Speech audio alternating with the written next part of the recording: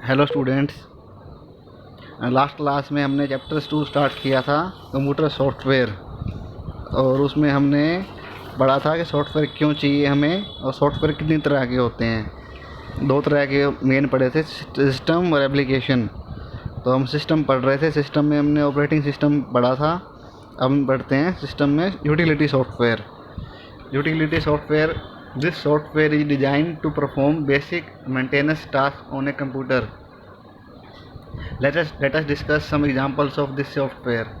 ये सॉफ्टवेयर होता है यूटिलिटी, ये कुछ मेंटेनेंस वर्क करने के लिए होता है कंप्यूटर पे। जैसे कंप्यूटर पे ऑपरेटिंग सिस्टम डाल दिया हमने, पर ऑपरेटिंग सिस्टम डालने के बाद उसको कुछ मेंटेन भी तो रखना पड़ेगा।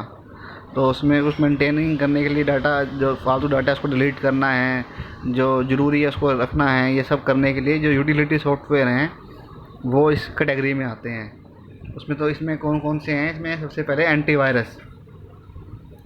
तो एंटीवायरस तो आपने ज़रूर नाम सुना होगा, देखा भी होगा। तो एंटीवायरस क्या होता है, ये जैसे आपने सुना होगा नॉर्टन एंटीवायरस, मैकफी, क्विकहिल, ये बड़े पॉपुलर हैं। अवास्ट, अवीरा, ये सारे एंटीवायरस हैं। तो ये हमें परचेज करने पड़ते हैं, कुछ फ्री भी मिलते हैं नेट से। तो ये एंटीवायरस क्या होते हैं, ये एंटीवायरस वायरस रिमूव करते हैं। और वायरस क्या होता है ये बता रखा है, virus are software created to destroy data and files on computer. तो वायरस भी एक प्रकार के सॉफ्टवेयर ही हैं। जैसे देश एक देश की दूसरे देश से लड़ाई चल रही है, मान लो, तो वो दूसरे देश के कंप्यूटर को ख़राब करना चाहता है। तो वो क्या करेगा, सॉफ्टवेयर बनाएगा ऐसे जो फाइल को और इसको सॉफ्टवेयर फाइल को सीडी इसको डिस्क को करप्ट कर देंगे और वो दूसरे देश के सिस्टमों में भेज देगा, ईमेल के थ्रू या नेट के थ्रू या कैसे भी वहाँ पर डलवा देगा ताकि उनके सिस्टम ख़राब हो जाएं। तो इस प्रकार से कई कई और भी लोग जिनके अपने जो साइबर क्राइम करते हैं, जिन्होंने साइबर में या पैसे चुराने होते हैं, आपके अकाउंट्स वगैरह हैक करते हैं, वो वायरस बनाते हैं। तो वो वायरस बना के इंटरनेट पे डाल देते हैं, ईमेल में डाल देते हैं, जिससे वो वायरस फैल जाता है। जैसे आजकल कोरोना वायरस फैला हुआ है, ये भी बीमारी है, वैसे ये भी कंप्यूटर वाला वायरस भी बड़ी जल्दी फैलता है। तो इस वायरस को पकड़ने के लिए पहले तो ढूंढना पड़ता है कि ये वायरस कौन सा है, क्या नुकसान कर रहा है, और इसको फिर दूर करना पड़ता है। तो ये कौन करता है, ये एंटीवायरस करता है। तो इसलिए एंटीवायरस सिस्टम में ज़रूर होना चाहिए, क्योंकि आजकल वायरस बहुत हैं, इंटरनेट पे वायरस बहुत हैं, ईमेल पे वायरस बहुत हैं, और पेन ड्राइव से भी वायरस आ जाते हैं कई बार। तो ये इसमें है, virus are software created to destroy data and files on a computer. Virus software होते हैं जो क्रिएट किए जाते हैं डिस्ट्रॉय करने के लिए डाटा और फाइल्स, कंप्यूटर में जो हमारे डाटा है और फाइल्स है वो डिस्ट्रॉय करने के लिए क्रिएट किए जाते हैं। जैसे एक मान लो, एक बैंक है बड़ा, हमारे देश का सबसे बड़ा बैंक कौन सा है, स्टेट बैंक ऑफ इंडिया। अब हमारा कोई दुश्मन देश है, जैसे पाकिस्तान है, उसको हमारे देश का एसबीआई, अगर वो एसबीआई के जो मेन कंप्यूटर हैं वहाँ के मेन कंप्यूटर से सारी फाइलें उड़ा दे, तो हमारे सारे बैंक के सारे रिकॉर्ड ख़त्म हो जाएंगे। उससे हमारे बैंक को बहुत नुकसान होएगा, हमारे देशवासियों को बहुत नुकसान होएगा। तो ये इस प्रकार से, ये ऐसा कोई भी हमारा दुश्मन बना सकता है ऐसे वायरस और भेजने की कोशिश करता है। तो वो बैंक या कोई भी संस्था अपने कंप्यूटर में बहुत अच्छे एंटीवायरस यूज करती है ताकि ये वायरस उस पर सिस्टम पे अटैक ना करें, और आए भी तो वो उनको दूर कर दे। तो antivirus utility software detects and removes virus from the computer system. जो एंटीवायरस यूटिलिटी सॉफ्टवेयर है वो डिटेक्ट करता है वायरस को, पहले डिटेक्ट करेगा तभी तो रिमूव करेगा, फिर रिमूव करता है कंप्यूटर सिस्टम से। नॉर्टन, मैकफी एंड क्यूक के लिए कुछ एग्जांपल दे रखे हैं। नॉर्टन है, मैकफी, क्यूक, ये सब कंपनियां हैं। इन कंपनियों के एंटीवायरस आते हैं बाज़ार में। Are most popular antivirus software, ये सबसे ज़्यादा पॉपुलर हैं आजकल। तो ये इसके बारे में आप अपने सिस्टम अगर आपके पास है तो उसमें ज़रूर देखना इसमें एंटीवायरस डला होगा, नहीं होगा तो डाल लेना। Backup utility software, backup utility software ये भी एक यूटिलिटी सॉफ्टवेयर है। यूटिलिटी मतलब जो हमारे सिस्टम की मेंटेनेंस में काम आता है।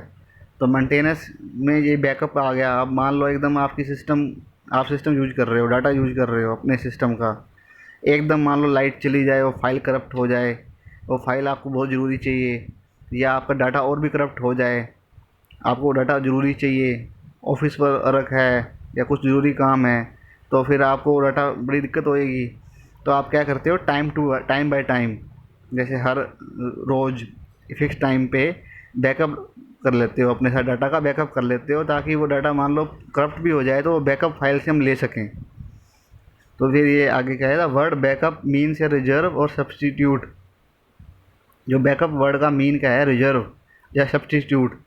रिजर्व मतलब उसके लिए उसका एक, सब्सटीट्यूट मतलब उसका एक विकल्प, रिजर्व मतलब उसका एक हमने एक वो रखा है अपने पास,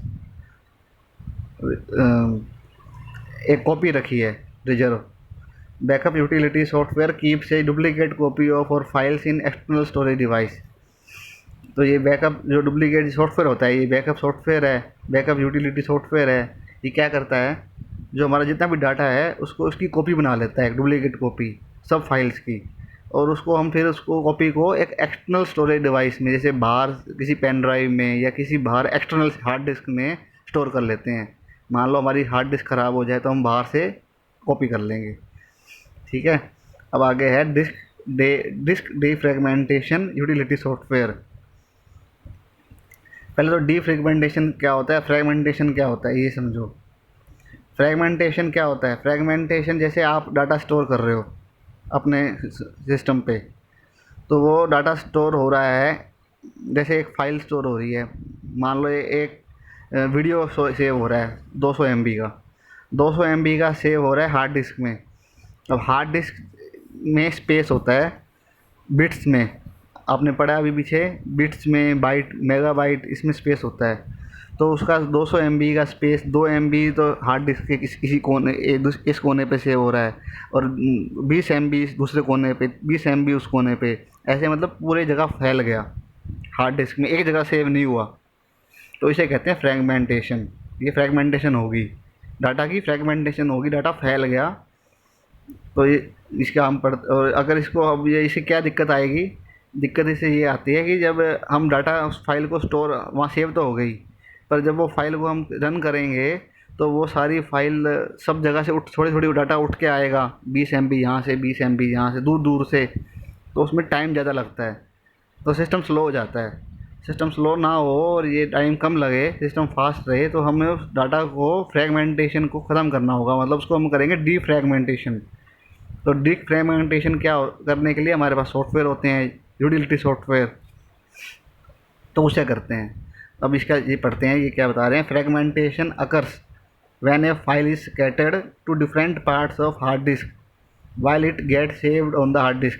जैसा भी मैंने अभी बताया कि फ्रैगमेंटेशन कब होती है, जब एक फ़ाइल फैल जाती है different parts of hard disc, मतलब हार्ड डिस्क के डिफरेंट पार्ट्स में फैल जाती है, जब हम इसको हार्ड डिस्क में सेव कर रहे होते हैं।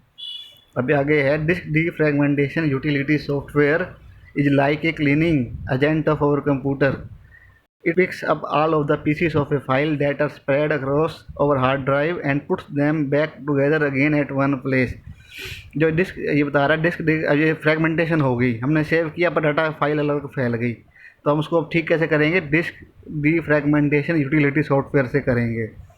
तो ये डिस्क डीफ्रैगमेंटेशन यूटिलिटी सॉफ्टवेयर है ना, एक प्रकार का क्लीनिंग एजेंट है जो सफाई कर देता है, हमारी हार्ड डिस्क की सफाई कर देता है। जैसे हम घर पे झाड़ू से सफाई करते हैं, एक प्रकार का झाड़ू मार देता है, डाटा को स्टोर इकट्ठा कर देता है सारा। ये क्या करता है, it picks up all of the pieces of A file. ये सारे जो फाइल के पीस हैं अलग अलग जो फैल गए हैं, अलग अलग जगह हैं, उनको पिक करेगा, उनको उठाएगा और उनको put the back together again at one place, उनको पुट कर देगा एक प्लेस पे दोबारा, मतलब उनको जो फैले हुए पीस हैं उनको दोबारा पुट कर देगा एक प्लेस पे, सब मतलब इकट्ठे कर देगा।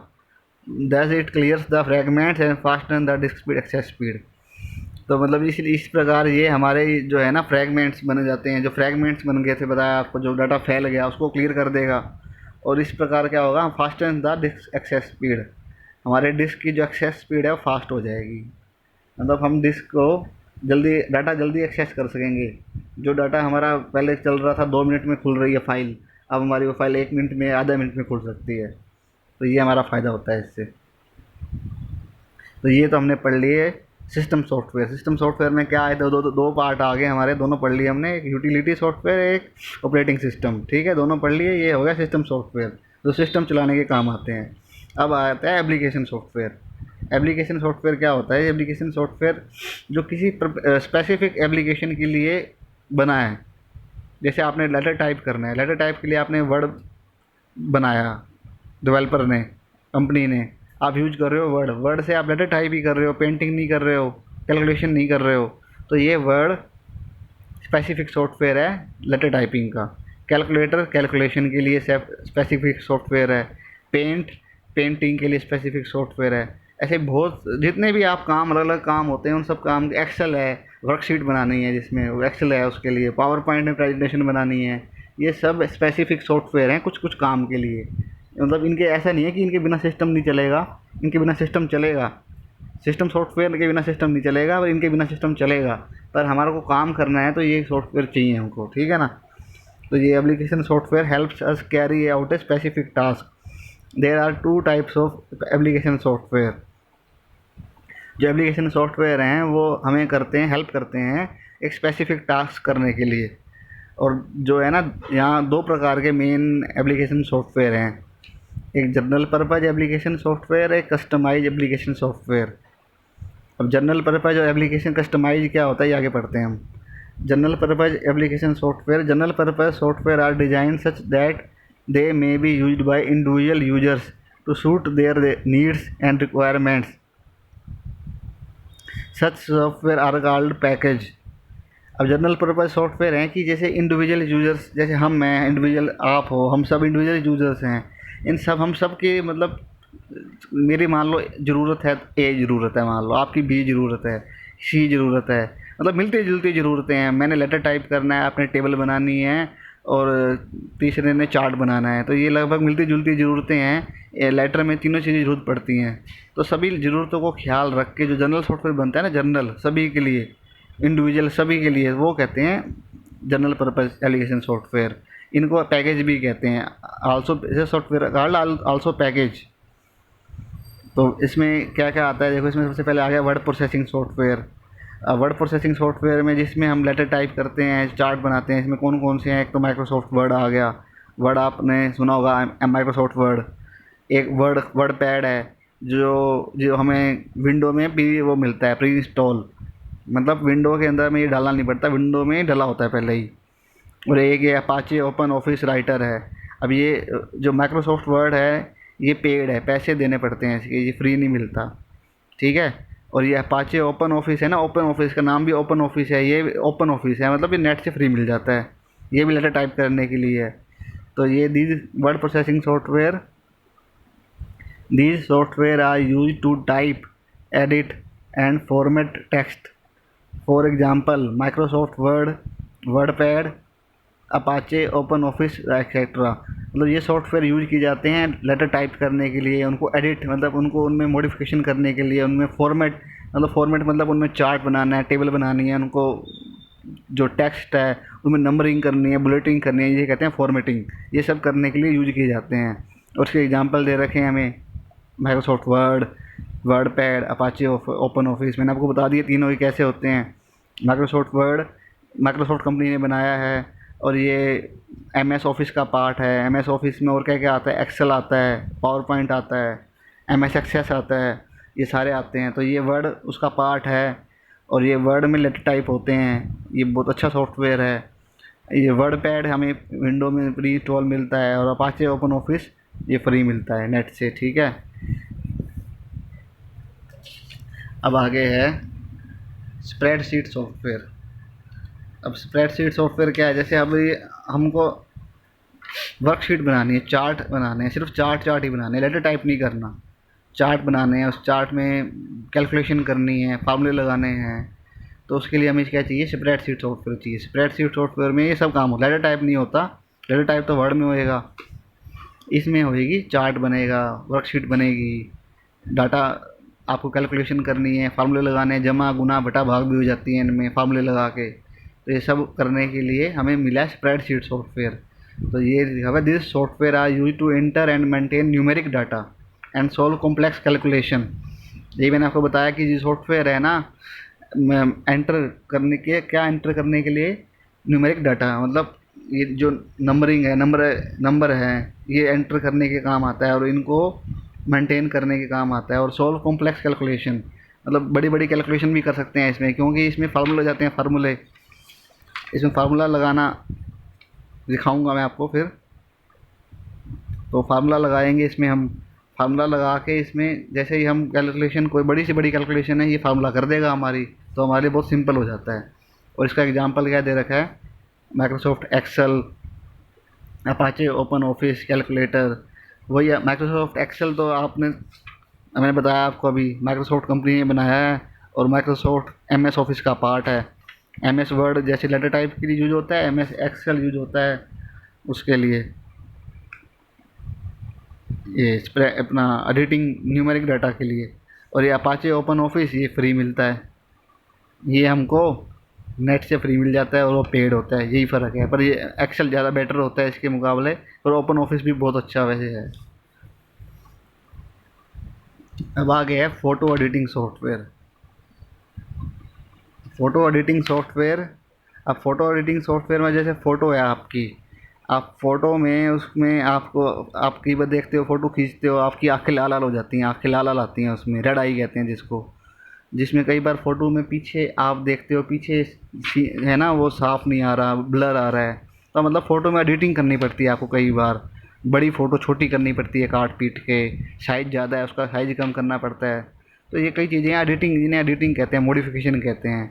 तो इसको आप फ़ोटो में एडिटिंग करने के लिए सॉफ्टवेयर चाहिए, ये एप्लीकेशन सॉफ्टवेयर हो गया।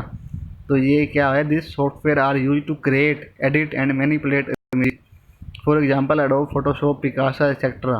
अब ये सॉफ्टवेयर यूज होते हैं क्रिएट करने के लिए, एडिट और manipulate images, for example Adobe Photoshop, Picasa. अब ये सॉफ्टवेयर क्रिएट भी करते हैं इमेज को, इनमें हम इमेज क्रिएट भी कर सकते हैं। मान लो हमें जैसे पेंटिंग में हम इमेज बनाते हैं, ड्राइंग बनाते हैं पेंटिंग में, ऐसे इसमें हम वो भी कर सकते हैं, क्रिएट भी कर सकते हैं, एडिट भी कर सकते हैं, अपनी जो अपनी बनाई हुई है या हमने क्लिक कर रखी है उसको भी एडिट कर सकते हैं। मैनिपुलेट मतलब उसमें चेंजेस भी कर सकते हैं, जैसे आंखें लाल हो गई, उसको हमने ब्लैक करना है, छोटी करनी है, उसको बड़ी करनी है, ये सब कर सकते हैं इमेजेस में। और इसके एग्जांपल दे रखे हैं एडोब फोटोशॉप। एडोब फोटोशॉप बहुत ज़्यादा यूज होता है, बहुत बढ़िया सॉफ्टवेयर है। और पिकासा ये गूगल का है, ये फ्री मिलता है नेट से। एडोब फोटोशॉप पेड है, ठीक है, ये हमको नेट से मिलता है। एडोब फोटो पिकासा और ये नेट से, ये इनमें बहुत अच्छा काम हो जाता है दोनों में। अब इसके बाद आ जाता है प्रेजेंटेशन सॉफ्टवेयर।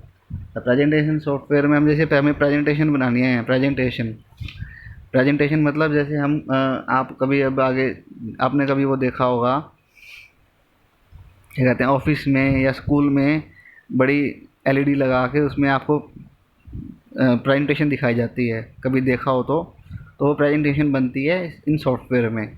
उसमें स्लाइड बाय स्लाइड बन जाती हैं, स्लाइड स्लाइड होती हैं इसमें। तो उनमें क्या होता है कि हम सुंदर सुंदर डाटा को अपना सुंदर सुंदर बना सकते हैं उसमें। ये हमें इमेज भी डाल सकते हैं इसके अंदर, फ़ोटो भी डाल सकते हैं बैक बैक में, मतलब एक सुंदर सी प्रेजेंटेशन बना सकते हैं। प्रेजेंटेशन मतलब एक डाटा है, उसको हमने सिंपल लिखा कि ये कंप्यूटर है टू पार्ट्स।